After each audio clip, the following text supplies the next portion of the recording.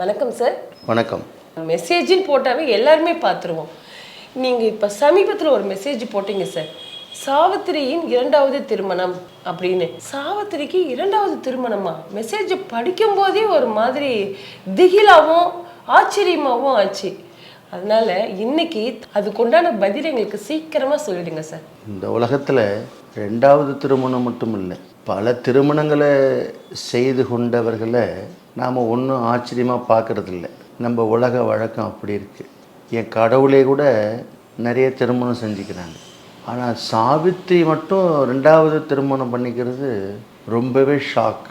ஏன்னா திருமணம் செய்த அந்த கணவனையே திரும்ப கொடு, அவன் இல்லாமல் ஒரு வாழ்க்கையான்னு எமங்கிட்ட சண்டை போட்டு மீட்டு வந்த சத்தியவானை தாண்டி இன்னொரு திருமணம் செய்திருப்பாள்னா அது யாரால் சாதாரணப்படுத்திக்க முடியும்? அப்போ அது திகில் தானே. பார்த்துருவோம்.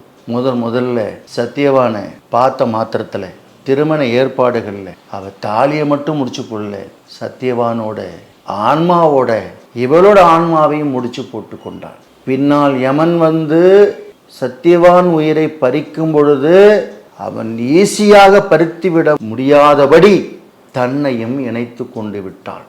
அது புத்திசாலித்தனமான ஒரு முடிவு. 2வதாக தன் ஆன்மாவை இறை அன்னையை சந்தித்தால அவங்க ஆன்மாவையும் சேர்த்து இன்னொரு முடிச்சு போட்டுக்கிட்டா. அதுக்கு பேர் தான் செகண்ட் மேரேஜ். பதட்டம் போச்சா? இதில் என்ன ஒரு அதிசயம்னா, கணவன் உயிரை மீட்பதற்கான முயற்சியில் அவள் தொடர்ந்து பிரபஞ்ச அன்னையை நோக்கி போகிற பாதையிலே தன் ஆன்மாவை தேடிக்கொண்டு செல்கையிலே அந்த பரபிரம்மமான தெய்வீக அன்னையை பார்த்து விட்ட பிறகு என் கணவனை மீட்டு கொடு என்று கேட்காமல் நீ என்னோடு வந்துவிடு அப்படி மட்டும்தான் கேட்டால், என் கணவனை மீட்டுக்கொடு என்று கேட்கவில்லை. ஏனென்றால் யமனை வெல்வதோ கணவனை மீட்பதோ ஒரு பெரிய காரியம் இல்லை, நீ என்னோடு இருந்து விட்டால். எவ்வளவு சாமர்த்தியம்! நாம் எல்லாம் கடவுள்கிட்ட போய் பிரச்சனையை தீர்ந்தான் கேட்போம். நீ என் கூட இருந்துரு அப்படின்னு என்னைக்கா கேட்டிருக்குமா? கேட்ட என்ன ஆகும்? நீ என் கூட இருந்தால் என்ன ஆகும்? ஏதாவது பிரச்சனைக்கு வாய்ப்பு இருக்கா? அந்த புத்திசாலித்தனமான பிரார்த்தனையை நாம் கேட்கணும்னு அரவிந்தர் இதை வச்சு சொல்கிறார். இறை அன்னையோட முடிச்சு போட்டுக்கொண்டு 2வது திருமணங்கிறத செய்து கொண்டு அந்த சக்திகளையெல்லாம் அழைத்து கொண்டு சாவித்திரி பூமிக்கு வருகிறாளே. அடுத்த நாள் சத்தியவானோடு காட்டுக்கு போகிறாளே. யமனோடு விவாதம் பண்ணி, யமனோடு தர்க்கம் பண்ணி, யமனை புரிய வைத்து, யமனை வென்று, யமனையே ஒளியாக்கி, நான் உன்னோடு வந்து விடுகிறேன் என்று யமனையே மனமாற்றம் செய்து நிரந்தரமாக கண்டிகையில் வந்து அமர்ந்து கொண்டாளே. நான் ஞாயிற்றுக்கிழமைனா 11 மணிக்கு அவன் முகத்தை தரிசனம் பண்ணிடுவேன். ஏதாவது வழியில் டிராஃபிக் ஆகி ஒரு 11:30 2 o'clock போய் பார்க்குறேன்னா முகம் ஆடி போயிடும். நான் ரொம்ப நாளாக வாட்ச் பண்ணுறேன், லேட்டானா ஏன் உன் முகம் ஆடுதுன்னு கேட்டேன். என்னோட தொடர்பில் இருக்கிறவங்க அந்த குறித்த நாளில் வந்து பார்க்கலன்னா எனக்கு ஏக்கம் வந்துடும். உங்களை தாமதமாக பார்த்தாலே என் முகம் ஆடுதுன்னா, என் புருஷன் உயிர் போன பிறகு என் முகம் எவ்வளோ ஆடி இருக்கணும், அவனை மீட்டு வரத்துக்கு நான் எவ்வளோ பாடுபட்டு இருக்கணும். அந்த பிரபஞ்ச அன்னையினால் என்னால் ஈஸியாக மீட்டு வர முடிஞ்சது. அந்த அன்னை இப்போ என்னோடு இருக்கிறாள். அவளே என்னோடு இருக்கும்போது உங்களை பாதுகாக்கிற பொறுப்பு எனக்கு இருக்கா இல்லையா? நீங்கள் லேட்டாக வந்தால் எனக்கு முகம் வாடுமா இல்லையா? அப்போ என்னோடய முகத்தில் வீரம் இருக்குது, அழகு இருக்குது, அன்பு இருக்குது, தைரியம் இருக்குது, புரட்சி இருக்குது, உங்கள் மேலெல்லாம் பேராம ஒரு பேரன்பு இருக்குது. இப்படிப்பட்ட எல்லா அம்சத்தையும் இந்த முகத்தில் பார்க்கலான்னு சாவித்திரியை அடிக்கடி பார்க்குறவங்களுக்கு தெரியும். 62ஆம் பக்கத்தில் பகவான் சாவித்திரியில் என்ன எழுதியிருக்காருன்னா, he hopes in her to find himself anew அப்படின்னு சொல்றார். அப்படின்னா கடவுளாகிய இறை அன்னை தன்னை சாவித்திரிக்குள் இணைத்து கொண்டாள். இறை அன்னை நம்ம சாவித்திரிக்குள்ள இணைத்து கொண்டாலும், சாவித்திரி இறை அன்னையில் இணைத்து கொண்டால் ஓகே, அவ பிரபஞ்சம். பகவான் சொல்றார், அந்த பிரபஞ்ச அன்னையே நம்ம சாவித்திரிக்குள்ள இணைத்து கொண்டாலாம். எவ்வளவு பெரிய மகத்துவமானவளாயிட்டவர். அப்படி இணைந்த பிறகு இறை அன்னையே தன்னை ஒரு புதுமையாக உணர்ந்தாளாம். சாவித்திரி தானே புதுமையாக உணரணும், அந்த பிரபஞ்ச அன்னை புதுமையாக உணர்ந்தாள்னு எழுதுறார். அப்போ சாவித்திரி அவர் எவ்வளோ காதலிச்சிருக்கிறார். அந்த சூரிய புத்திரியை எப்படி வளர்த்திருக்கிறார், அந்த பிரபஞ்ச சாவித்திரியை அவர் எவ்வளவு ரசித்து ருசித்து எழுதியிருக்கிறார். அதையெல்லாம் கடந்து போக நாமெல்லாம் என்ன தவம் செய்திருக்கணும். அது இரவா காப்பியம் இல்லை, இந்த யூனிவர்சலுக்கே ஞான பொக்கிஷமா இருக்கிற நூல். அடுத்து சொல்றார், ஹிம் ஹீங்கிறதெல்லாம் லார்டு இறை அன்னையை குறிக்கும். ஷீ ஹெர் என்பதெல்லாம் கிரியேட்டிவ் ஃபோர்ஸான சாவித்திரியை குறிக்கும். இன்கார்னேட் வெட்டிங் இஸ் இன்ஃபனைட்ஸ் பீஸ் அப்படிங்கிறார். அப்படின்னா இறை அன்னையின் எல்லையில்லா அமைதியை தன்னுடைய ஆன்ம பந்தத்தால் திருமணம் செய்து கொண்டார். இங்கதான் அந்த 2வது திருமணம் வருது. To her creative passions ecstasy அப்படின்னு சொல்றார். அப்படின்னா 2வது திருமணம் செய்து கொண்டதால் புதியனவற்றை உண்டாக்கும் சக்தி, அந்த சக்தியினுடைய ஆற்றல் மதுரமாய் அமைந்தது சாவித்திரிக்குங்கிறார். புதுசா அந்த சக்தி அவளுக்கு கிடைச்சதுங்கிறார். அடுத்து he leaves to her the cosmic managementங்கிறார். இறை அன்னை இந்த பிரபஞ்சத்தை நிர்வகிக்கிற பொறுப்புகள் அனைத்தையும் கொடுத்தார். யாருக்கு? சாவித்திரிக்கு. நம்ம சாவித்திரி இறை அன்னையே இந்த மொத்த பிரபஞ்சத்தை நீ நிர்வாகம் பண்ணி கொடுக்கிறான்னா, அப்ப சாவித்திரியோட அந்த வலிமை, நேர்மை, அந்த யூனிவர்சல் டிவைன் மாதிரி எதிர்பார்க்கிற அட்மினிஸ்ட்ரேஷன் இருக்குன்னு கொடுக்குறாங்க. அப்படி கொடுக்கப்பட்டதுன்றார் அரவிந்தர். அடுத்து சொல்றார், and watches all the witness of her scene. அப்படின்னா அப்படி நிர்வகிக்கக்கூடிய பொறுப்பை கொடுத்தாலும் அவர் செய்கின்ற அனைத்தையும் பார்த்து ஆசீர்வதித்து காத்து நின்றால் அந்த universal divine mother. Is bliss in her to him is his whole world அப்படிங்கிறார். அப்படின்னா அந்த இறைவனுடைய ஆனந்தம் அவளுக்கு உரிமை கொடுத்த பிறகு அவனுக்கு சாவித்திரிதான் இந்த முழு உலகமும் என்பதை கடவுள் உணர்ந்தார்னு சொல்றார். கடவுளுக்கு எப்ப புரியுது? சாவித்திரிக்கு முழு அதிகாரம் கொடுத்த பிறகு. அடுத்து சொல்றார், he grows through her in all his beings powers-ங்கிறார். அப்படின்னா சாவித்திரியால இறையன்னை என்கிற இறைவன் அவன் ஆன்மாவை சக்தியால உயர்த்தி கொண்டான். இறைவன் தன்னுடைய ஆன்மாவினால அவன் அந்த சக்தியை உயர்த்தி கொண்டாங்கிறார். எப்போ? சாவித்திரியால இறையன்னை என்கிற அந்த இறைவன் அவன் ஆன்மாவினாலே கடவுளர்கள் தன் சக்தியினால உயர்த்தி கொள்கிறாங்க. அவரவர்கள் ஆன்மாவின் சக்தியினால் அவன் உயர்த்தி கொள்கிறாங்கன்றார். சாவித்திரியை ஷீ ஹெர் இறை அன்னையாக பாவித்து தன் ஆன்மாவை ஹி ஹிஸ் ஆக பாவித்து தன் ஆன்மாவை உணர்ந்து கொண்ட பிறகு அதில் உள்ள அனைத்து உயர்நிலை ஆனந்தமும் அவனே என்று தன்னை ஐக்கியப்படுத்தி கொண்டு வாழ்ந்த வாழ்வைத்தான் அரவிந்தர் சுவைபட எழுதியிருக்கிறார். இதை உணர்ந்து உள்ளொளி ஏற்றி ஆன்மாவை காணணும். காசை கரியாக்கி ஊரையெல்லாம் குப்பையாக்கி காற்றையெல்லாம் மாசுபடுத்தி மீண்டும் நாம் ஆதிவாசியாகத்தான் இருக்க போகிறோம் என்று மீண்டும் நிரூபிக்காமல் இருப்போம். சாவித்திரி செய்த 2வது திருமணம் யமனை ஒளியாக்க, நாம் 2வது திருமணம் செய்தால் ஒளியை இருளாக்க என்பதை நினைவில் கொள்ளணும். நரகாசுர குணங்களை கிருஷ்ணன் அழித்து நற்குணங்களை எல்லாம் நமக்கு வரச் சொன்னான். அதுதான் தீபாவளி. நாம் நரகாசுர குணங்களை ஒன்றை கூட இன்று வரை கைவிடாமல் நரகாசுரனையே வணங்கி வந்தால் இந்த தீபாவளியை கூட ஒரு சம்பிரதாயத்துக்காக ஒரு வாழ்த்து சொல்லலாம். இந்த தீபாவளி வாழ்த்தை சம்பிரதாயத்துக்கு சொல்லணுமா? உளப்பூர்வமாக நாம் தீபாவளி வாழ்த்து சொல்ல வேண்டுமானால் நம் இருளை அகற்றி உள்ளொளியை பிரகாசிக்க செய்து நரகாசுர குணங்களை என்றும் இனி வாழ்வில் உள்ளே நாம் அனுமதிக்காமல் உள்ளே இருக்கிற இறை குணங்களை வெளிப்படுத்தும் தீபாவளியாக என்று கொண்டாடுகிறோமோ அன்றுதான் நமக்கு உண்மையான தீபாவளி என்கிற சம்பிரதாயமற்ற உண்மையான வாழ்த்துக்களை தெரிவிக்க முடியும். சாவித்திரி அம்மா செய்த அந்த 2வது திருமணம் நாங்க என்னமோ ஏதோன்னு நினைச்சிட்டோம். இந்த உலக நன்மைக்காக அந்த பிரபஞ்ச அந்த அன்னையோட அவளுடைய ஆன்மை முடிச்சுதான் 2வது கல்யாணம் அப்படின்னு நீங்க சொல்லி புரிய வைக்கும்போது ரொம்ப அற்புதமான ஒரு விஷயத்த இன்னைக்கு நாங்க தெரிஞ்சுக்கணும். அது மட்டும் இல்லை, நாங்கள் எப்பயுமே இறைவனை பார்த்து நாங்கள் வேண்டி கேட்டுக்கிறது எனக்கு இந்த கஷ்டம் தீரணும் இந்த கஷ்டம் தீரணும் தான் நாங்கள் எல்லாருமே வேண்டி கேட்டுக்கிறோமே தவிர, இறைவா நீனே எங்களோட வந்துட்டேன்னா எங்களுக்கு பிரச்சனையே இல்லை, பிரச்சனையே இல்லாமல் நாங்கள் வாழ்ந்துருமே அந்த அறியாமையை இன்னைக்கு இந்த வீடியோ மூலிமா போக்குறீங்க சார்.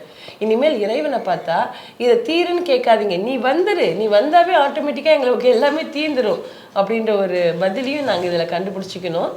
அதே போல் சாவித்திரி 2வது திருமணம் செஞ்சுக்கிறது உலக நன்மைக்காக. இதே உங்கள் குடும்பத்தில் 2வது திருமணம் செஞ்சீங்கன்னா அது உங்கள் குடும்ப கெடுதலுக்காக அப்படின்னு சொல்லி அதையும் புரிய வச்சிங்க. அப்புறம் இந்த தீபாவளியை பற்றி ஒரு அறியாமை, நாங்கள் நரகாசுரன் போல் இருக்கிற குணங்களை நாங்கள் கொளுத்தணுமே தவிர வீணா பட்டாசு அப்படின்ற ஒரு வெடிப்பொருளை பயன்படுத்தி தீபாவளி கொண்டாடிட்டு ஃபார்மாலிட்டிஸ்க்காக நாங்கள் தீபாவளின்னு சொல்லிக்கிறோம். ஆனால் உண்மையான தீபாவளி எங்களுக்குள்ளே இருக்கிற அந்த கெட்ட குணங்கள் அழியிறது தான் நல்ல தீபாவளின்னு நாங்கள் தெரிஞ்சுக்கணும். ரொம்ப அற்புதமாக இருந்தது சார் இந்த வாரம் நீங்கள் சொன்ன விஷயமெல்லாம். ரொம்ப நன்றிங்க சார். சார் அடுத்ததான் இந்த வாரம் பேராமூர் பற்றி சொல்லுங்கள் சார். மாதவதாஸ் அவருக்கும் நம் கண்ணனுக்கும் இடையில் நடந்த பேராமூர். ஒரு சிறந்த கிருஷ்ண பக்தர். பூரி ஜெகநாதபுரத்துக்கு ஒரு 3 காத தூரம் அவருடைய வீடு. மனைவி இறந்துவிட்ட பிறகு தன்னிடமிருந்த சொத்துக்களை எல்லாம் ஏழை எளிய மக்களுக்கு எழுதி வைத்துவிட்டு சந்நியாசத்தை ஏற்றுக்கொண்டு ஊர் ஊராக கோயில்களெல்லாம் தரிசித்து கொண்டு கண்ணனையும் அவர் அண்ணன் பலராமனையும் அவர்கள் தங்கை சுபத்திரையையும் கோயிலாக கொண்டுள்ள பூரி ஜெகநாதர் ஆலயத்துக்கு வருகிறார். மிகவும் மெலிந்தவராய், கந்தல் ஆடை அணிந்தவராய், கிருஷ்ணா கிருஷ்ணா என்று எப்பொழுதும் சொல்லிக்கொண்டு இருக்கக்கூடிய அவர் சிலைக்கு அருகிலே வெகு நேரமாக நின்று கொண்டு தியானிக்கிறார். நேரம் போய்கொண்டிருக்கிறது. மாதவதாசை அர்ச்சகர்கள் கேவலமாக திட்டி வெளியே தள்ளி நடையை சாத்தி விடுகிறார்கள். இந்த கேவலங்களை பற்றியெல்லாம் கவலைப்படாமல் கோயில் மண்டபத்திலேயே கண்ணனை நினைத்து கொண்டு தியானத்திலே மூழ்குகிறார். 4 நாட்கள் போய்விட்டது. பசி ஒரு பக்கம், தியானம் களையவும் இல்லை. இங்கு ஒரு பைத்தியம் அமர்ந்திருக்கிறது என்று எல்லோரும் ஏளனமாக பேசுகிறார்கள். பார்த்தான் கண்ணன். ருக்மணியை அனுப்பி, என் பக்தன் பசியோடு மண்டபத்திலே அதுவும் தியானத்திலேயே இருக்கிறான், அவனுக்கு உணவு அளித்து விட்டு வா என்று கண்ணன் உத்தரவிடுகிறான். உடனே ருக்குமணி தங்க கிண்ணத்திலே சாப்பாடு கொண்டு வந்து இலையிலே வைத்து பொற்கரண்டியால் பரிமாறி மாதவதாசரை உண்ணச் செய்து தியானத்தை முடித்து வைத்து உறங்கச் செய்தால் மாதவதாசரை. என்ன நடந்தது என்று கூட தெரியாமல் மாதவதாசர் தூங்கிக் கொண்டிருக்கிறார். அசதினாலே அருகிலே பொற்கிண்ணம் கிடக்கிறது, தங்க கரண்டி கிடக்கிறது. ருக்மணி பரிமாறிவிட்டு கண்ணனிடம் சென்று விட்டார். பொழுது புலர்கிறது, நடை திறக்கப்படுகிறது. பொன் கிண்ணத்தையும் காணவில்லை, தங்க கரண்டியையும் காணவில்லை. பகவானுக்கு அமுது ஊட்ட வேண்டும். நேரம் போய்கொண்டிருக்கிறது. சுற்றுமுற்றும் பார்க்கிறார்கள். மாதவதாஸ் அருகிலேயே இது கிடக்கிறது, இந்த தங்க பாத்திரங்கள். அவரோ அப்பொழுதுதான் தூக்கம் கலைந்து பார்க்கிறார். இவர்தான் எடுத்திருப்பார் என்று நைய புடைத்து மோசமான அளவுக்கு அவரை அடித்து அருகாமையில் இருந்த அறையிலே கட்டி வைத்து மூடிவிட்டார்கள். ஒரு பக்கம் இருள், ஒரு பக்கம் குளிர், ஒரு பக்கம் ஜுரம். போத்திக்க துணியில்லாமல் உடல் நடுங்கி அவர் உள்ளே இருட்டிலே இருக்கிறார். கண்ணன் 4வது நாள் உள்ளே நுழைகிறான். கட்டி அணைத்து கொள்ளுகிறான் மாதவதாசை. உடலில் உள்ள வலிகளெல்லாம் பறக்கிறது. எங்கே போனதென்று தெரியவில்லை மாதவதாசருக்கு. அதன் பிறகும் உணவு ஊட்டி தான் போத்தி இருந்த ஆடையை கழட்டி அவருக்கு கொடுத்து உறங்க வைத்து கண்ணன் மறைந்து போகிறான். கண்ணனுக்குள் மாதவதாசர், மாதவதாசருக்குள் கண்ணபிரான். இருவரும் மனநிலையிலும் இருவரும் உறவாட பூட்டியபடியே இருக்கிறது அறை. கோயிலிலே ஆடை அலங்காரம் செய்யப்படுகிறது. நிவேத்தியமும் செய்யப்படுகிறது. அங்குள்ள 3 பேரும் அந்த நிவேதியத்தை ஏற்கவில்லை. அர்ச்சகர்கள் கலக்கமடைகிறார்கள். தலைமை அர்ச்சகருக்கு ஒரு அசரீரியாய் ஒரு குரல் கேட்கிறது. அது கண்ணன் குரலாக இருக்கிறது. நீங்கள் எல்லோரும் என் பக்தனை பட்டினி போட்டு திருடப்பட்டம் கட்டி ஒரு அறையிலே அடைத்து வைத்திருக்கிறீர்கள். எங்களுக்கு கொடுத்த உணவை அவனுக்கு கொடுத்து நாங்கள் பட்டினியாக இருக்கிறோம் என்று கண்ணன் சொல்ல, இந்த 4 நாட்கள் அந்த மாதவதாசன் தன் பூர்வ ஜென்ம கர்ம வினைகளெல்லாம் கரைந்து போய்விட்டு, நீங்கள் எல்லாம் செய்த பாவத்திற்கு அவனிடம் மன்னிப்பு கேளுங்கள், அந்த பக்தனையே கொண்டு வந்து எங்களுக்கு நைவேத்தியம் செய்ய சொல்லுங்கள் என்று கண்ணன் மாயமாக அறை திறக்கப்பட்டவுடன் மாதவதாசர் உள்ளிருந்து வரும்பொழுது அத்தனை பேரும் அவர் காலில் விழுந்து வணங்குகிறார்கள். தோளிலே தூக்கி கொண்டு கண்ணன் முன்னே நிற்கிறார்கள். மாதவதாசர் நைவேத்தியம் செய்ய ஆனந்தமாக மூவரும் உண்டு மகிழ்ந்த பிறகு கோயில் முழுவதும் கூட்டம் அலையலையாய் வந்து மாதவதாசருடைய பெருமை அருமைகளை எல்லாம் உணர்ந்து அவர் திருவடியை தொழுகிறார்கள். மாதவதாசர் கடைசியாக கண்ணா என்று அவன் திருவடி நோக்கி, அவன் ஆன்ம தேசத்திலே, அவன் ஆன்ம இருதயத்திலே இடம் பிடிக்க, கண்ணன் ஜோதியிலே கரைந்து போக அவன் கண்ணனை நோக்கி தியானிக்கிறான். கண்ணன் ஆறத் தழுவிக்கொள்ள அந்த மாதவதாசனை அழைத்து கொள்கிறான். கண்ணனும் மாதவதாசனும் இரண்டர கலந்து அந்த ஜோதியிலே ஐக்கியமாக இருந்த காட்சியை அங்கே இருக்கிற மக்களெல்லாம் பார்த்து, இந்த பேராமூர் பேரன்புக்கு நாம் ஒரு நாள் பாத்திரமாக முடியாதா என்று ஏங்கி தவித்தார்கள். இந்த பேராமூர் பேரன்பு நமக்கும் ஒரு நாள் வாய்க்காதா என்ன? முயற்சிப்போம், அது ஒரு நாள் நடந்தே தீரும். கண்ணனே நேராக வந்து அந்த சோறூட்டி அந்த இறுக்கி அணைச்சி அந்த மாதவதாசவுடைய ஆன்மாவை ஒன்று சேர்த்தும்போது அது கேட்குறதுக்கே இவ்வளோ ஆனந்தமாக இருக்குது. எங்களுக்கும் அந்த மாதிரி ஒரு பேராமூர் வேணும், அவர் மீது வைக்கணும் அப்படின்னா முதல்ல நாங்கள் செய்ய வேண்டியது எங்களுக்குள்ளார இருக்கிற அந்த தாழ்வான குணங்கள் போக்கி இறைவன் மீது பேரன்பு வச்சாதான் இதெல்லாம் எங்களுக்கும் கிட்டும் அப்படின்றத தெரிஞ்சுக்கணும் சார். ரொம்ப அருமையாக இருந்தது இந்த வாரம் பேராமூர். ரொம்ப நன்றி சார். சார் அடுத்ததாக எப்பயுமே வாரம் வாரமாக இப்போ ஒரு 2-3 வாரமாக சொல்லிட்டு வரீங்க, சாவித்திரியினுடைய வார்த்தைகளும் அதனுடைய அர்த்தங்களும் இந்த வாரமும் சொல்லுங்கள் சார். ராஃப்ட் சொலிசிட்டர் அப்படின்னு ஒரு வார்த்தை. ராஃப்ட்னா அற்புதமான, நமக்காக அனைத்தையும் கடவுளிடம் வாதாடி பெற்று கொடுப்பவர். யாரு? அன்னை அரவிந்தர், அன்னை சாவித்திரி. 2வது ஃபெகிட்டிவ் இயர்ஸ்னு ஒரு வார்த்தை சொல்கிறார். பறந்து வரக்கூடிய எதிர்கால திட்டங்கள். நமக்கு திட்டங்கள் இருக்குது எதிர்காலத்தில், பறந்து வரக்கூடிய, வேகமாக பறந்து வரும். நீங்கள் சாவித்திரிக்குள்ளே ட்ராவல் பண்ணிங்கன்னா ஒவ்வொரு திட்டங்களும் ஒரு காலகட்டத்தில் வரும், ஆனால் நமக்கு பறந்து வரும். சாவித்திரிக்குள்ளே பயணிக்கிறவங்களுக்குத்தான் தெரியும் அதனுடைய பலன். என்றைக்கோ கொஞ்சம் நேரம் கஷ்டம் வரும்போது திறந்து பார்க்கறது இல்லை, அவளோடு தினந்தனமும் உள்ளே பயணிக்கிறதுங்கிறது இந்த வாழ்வு எப்படிப்பட்டதாக இருக்குங்கிறது கொஞ்சம் பேரை தான் நான் பார்த்துருக்கேன். எல்லாரையும் பார்க்கணுங்கிறது என்னோடய ஆசை. மைரியேட் ட்ரூத்ஸ் அப்படின்னு ஒரு வார்த்தை சொல்கிறார். பல உண்மைகள், எண்ணிலடங்காத உண்மைகள் சாவித்திரியுடன் நம் ஆன்மா கரைந்தால் எல்லா உண்மைகளும் புரிய வரும். எனக்கு அது புரியல, இது புரியல, எது புரியல, அது புரியலன்னு எதுவுமே புரியலைங்கிறோம்ல, அவளோடு கரைந்தால் எண்ணிலடங்காத பல உண்மைகள் எல்லாம் புரிய வரும்ட்டார். என்ன கஷ்டம்? இதை விட உங்களுக்கு என்ன அரவிந்தர் யோகத்தில் சொல்லித்தரணும்? ஹியூஜ் ப்ரிட்டன்ஸ் அப்படின்னு ஒரு வார்த்தை. மிகப்பெரிய மாயை நம்ம உடம்பு தான் அப்படின்னு நினைக்கிறது தான் மிகப்பெரிய மாயை. இந்த உலகத்தில் மாயைன்னு சொல்கிறோம். எது மாயை? இந்த உடம்பு தான் மாயை அப்படின்னு நினைக்கிறோம்ல, அதுதான் மாயை. இங்கே எல்லாமே மாயை தான், எல்லாமே மாயை தான். இந்த மாயை என்று புரிவதற்குத்தான் யோகம், தவம் எல்லாம் ஒரு நாள் புரிகிறது. இது மாயை என்று புரிகிறது மரண தருவாயில். 95 வயதுக்கு மேல், 100 வயதுக்கு மேல் புரிகிறது. அது 25 புரிந்தால் யோகிதானே, நீ மகான் தானே. எனக்கே புரிந்து விட்டது இந்த உலகம் மாயை, இந்த உடம்பு மாயை, எல்லாம் மாயைன்னு. ஆனால் மாயை என்று புரிந்த நாம் எந்த ஊரில் இருக்கிறோம்? மாயை என்று அறியாத உலகத்தில் மாயை என்று புரிந்து என்ன லாபம் என்று இந்த உலகத்தோடு ஒத்து போகிறோம். வேறு வழி இல்லை. எல்லாம் மாயை என்று புரிந்திருக்கிற நாம் ஒரு நாள் இந்த உலகத்தில் உள்ளவர்களுக்கு இது மாயை என்று புரிகிற அந்த ஆன்ம ஞானத்தை கண்டிகை சாவித்திரி ஒரு நாள் புரிய வைப்பாள்.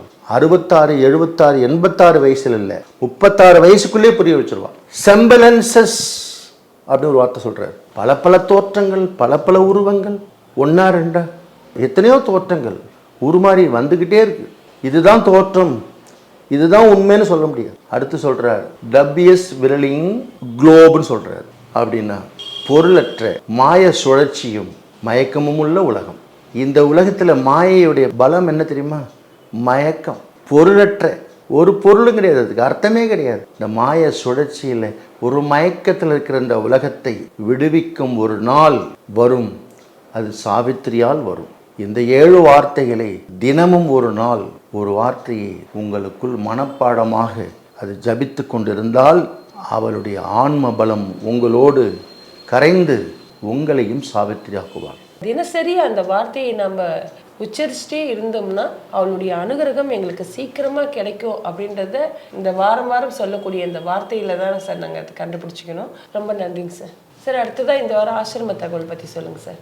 நம்ம புதுச்சேரி ஆசிரமத்தில் ஒரு பக்தருக்கு தீராத ஆசை, பகவான் ஒரு முறை சிரிச்சறத பார்த்துடணும் அப்படின்னு ஒரு பெரிய ஆசை. அது பல பேருக்கும் அந்த ஆசை இருந்திருக்கும். ஆனால் இது ரெக்கார்டில் இருக்குது. அப்படி சிரிக்கிறத பார்த்துட்டேன்னா இந்த பிறவி பயனையே நான் அடைஞ்சிட்டேன் அப்படின்னு நினைச்சவர் பல வருஷமாக அதுக்காக பிரார்த்தனை பண்ணியிருக்கார். ஒரு நாள் 2 நாள் இல்லை. கேட்டார், பிரபு கிட்ட வேண்டார், எனக்கு யோக சித்தி வேண்டாம், எனக்கு அந்த அதிமன சக்திலாம் வேண்டாம், உங்களுடைய புன்னகையை ஒரு முறை பார்த்து விட மாட்டோமா என்று ஏங்கி தவிக்கும் இந்த ஆத்மாவுக்கு ஒரு தரிசனம் தாருங்களே, பாக்கியம் பெற்று விடுவேனேன்னு ஏங்குறார், கனவு காண்றார். நானும் ஒரு காலத்தில் பைத்தியமாக இருந்தேன். அன்னையோட குரல் இருக்கே, நம்முடைய பகவான் அரவிந்தருடைய ஒரு குரல் இருந்திருந்தால் அதை கேட்டு நாமும் ஒரு பிறவி பயன் அடைந்திருக்கலாமேன்னு ஏங்கி தவித்தேன். அதற்காக மேற்கு வங்காளத்திலே பாலகங்காதர திலகரோடு சுதந்திர போராட்ட வீர உரையாற்றிய பகவான் ஸ்ரீ அரவிந்தர் குரலை இந்திய அளவில் இருக்கிற தூர்தர்ஷன் கண்டிப்பாக பதிவு செய்திருப்பார்களே, அது எப்படியாவது பெற்றுவிட வேண்டும் என்று துடித்தேன். அந்த வாய்ப்பு கடைசி வரை கிடைக்காமல் போனது. ஆனாலும் அந்த முயற்சியை விடப்போவதில்லை. 1910 புதுவிக்கு வந்த பகவான் 40 வருடங்கள் இருந்தாரே, தவத்துக்கு 26 சென்றாலும் அதற்கு முன்னால் மாலை நேரத்தில் பேசிக் கொண்டிருந்தாரே. ஈவினிங் டாக் என்று எத்தனையோ புத்தகங்கள் வந்திருக்கிறது, எத்தனையோ பேரிடம் பேசியிருக்கிறாரே, பாரதியாரோடு பேசியிருக்கிறாரே, சங்கரன் செட்டியாரோடு பேசியிருக்கிறாரே, ஊவே சாமிநாதர் ஐயரோடு பேசியிருக்கிறாரே, எத்தனையோ பெரியவர்களோடு பேசியிருக்கிறார்களே. அப்பொழுதெல்லாம் ரெக்கார்டு பண்ணக்கூடிய வசதி இருந்தது. ரெக்கார்டு செய்திருந்து அந்த பகவானுடைய ஒரு வார்த்தை, ஒரு வரி எங்களுக்கு சப்தமாக கேட்டிருந்தால் நாங்கள் அடைந்த சந்தோஷத்திற்கு ஈடு இணை இருந்திருக்காதே. அந்த பாக்கியத்தை நழுவி விட்டமே என்ற ஒரு வருத்தம் நம்முடைய பாண்டிச்சேரி ஆசிரமத்தின் மீது இன்றும் எனக்கு இருக்கிறது. ஆனால் மேற்கு வங்கத்திலே பகவான் பேசிய பேச்சை நிச்சயமாக தூர்தர்ஷனிலே எங்கிருந்தாவது கண்டுபிடித்த அந்த ஆடியோவை நிச்சயமாக என் வாழ்நாளில் வெளியிடுவேன். எப்படி இந்த அன்பருக்கு ஒரு பிரார்த்தனை இருக்கிறதோ அதே பிரார்த்தனை என்னுடைய பிரபுக்கு வைத்து கொண்டிருக்கிறேன். உங்கள் குரலை கேட்கிற நாள் இந்த பிறவி பயனை அடைந்ததாக கருதுவேன்னு இன்னைக்கு நான் பிரார்த்தனை பண்ணிட்டு இருக்கேன். அந்த அன்பர் பிரார்த்தனை பண்ணார், நீங்கள் புன்னகைப்பதை பார்த்து விட வேண்டும் என்று வேண்டினார். அந்த நாளும் வந்தது. அரவிந்தர் முன்பு அவர் நிற்கிறார். ஒளியும் அவரிடத்திலே வெளிப்படுகிற அன்பும் அந்த இடம் முழுவதும் பரவிய நிலையிலே ஒரு அமைதியான ஒரு கம்பீரத்தோடு பகவான் வீற்றிருக்க, அன்பர் எதிரிலே இருக்க, எப்பொழுதுமான அந்த பியாண்ட் என்கிற பரம்பொருளினுடைய பேர் அமைதியிலிருந்து ஒரு புன்முறுவல் பூத்து குலுங்க, அதை பார்த்த மாத்திரத்திலே அந்த பக்தன் அவன் உண்மையான ஆர்வம் நிறைவேறிவிட்டதை பார்த்து பரவசம் அடைந்து செயலற்று நின்று போனான். நான் பார்ப்பது உண்மையா என்று அவன் பிரமிக்கிறான். அவன் திகைத்து மரமாகி போனான். அவனுக்கும் கிடைத்தது, அவனுக்கு பின்னால் இருந்த வரிசையில் நின்ற பக்தர்களுக்கும் கிடைத்தது. பகவான் சிரித்ததை, அவர் புன்னகைத்ததை அவர்களுக்கு பின்னால் இருக்கிற நமக்கும் ஒரு நாள் கிடைக்கும். பகவானுடைய புன்னகை அவருக்கு கிடைத்தது, அவருக்கு பின்னால் இருந்தவர்களுக்கும் கிடைத்தது, அவர்களுக்கு பின்னால் இருக்கிற நமக்கும் ஒரு நாள் கிடைக்கும். அந்த நம்பிக்கை, அந்த பிரார்த்தனை, அந்த உறுதி நமக்கும் இருந்தால் பகவானுடைய புன்னகை நமக்கும் ஒரு நாள் காண்பிப்பார். நம்பிக்கையோடு இருப்போம். அவர் சிரிப்பை நாமும் கண்டு பிறவி பயனை அடைய. இந்த வாரம் ஆசிரம தகவல்ல அந்த அன்பருக்கு எந்த அளவுக்கு பகவான் மேல அந்த பேரன்பு இருந்தா பகவானுடைய புன்முறுவலுக்காக அவர் காத்திருப்பார். அதாவது நீங்க சொன்னீங்க, பிரபு உங்களுடைய சித்தியும் வேண்டாம், அந்த அதிமன சக்தியும் வேண்டாம், உங்களுடைய ஒரு சின்ன புன்னகை போதும், நான் அதை பார்த்தேன்னா என்னுடைய ஆசை நிறைவேறும் அப்படின்ற கேட்கக்கூடிய அந்த மனசு எந்த அளவுக்கு உயர்ந்ததா இருந்திருந்தா பகவான் அவங்கள பார்த்து அந்த சிரிச்சுன்னுப்பாரு. அதே போல இந்த அன்பருக்கு ஒரு நாள் நிச்சயம் பகவான் அருள் செய்வார் சார். நீங்க தேடிட்டு இருக்கிற அந்த குரல் உங்க காதுல கேட்கும்னு நாங்க எல்லாரும் நம்பிக்கையோட இருக்கிறோம். கூடுதலா நாங்களும் பகவான் கிட்ட ப்ரேயர் பண்றோம் சார், எங்களுக்கும் இந்த பாக்கியம் கொடுங்க அப்படின்னு சொல்லி. ரொம்ப அற்புதமான ஒரு தகவல் இன்னைக்கு. ரொம்ப நன்றிங்க சார். நன்றி, வணக்கம். ஓம் ஜெய லக்ஷ்மி மாதா.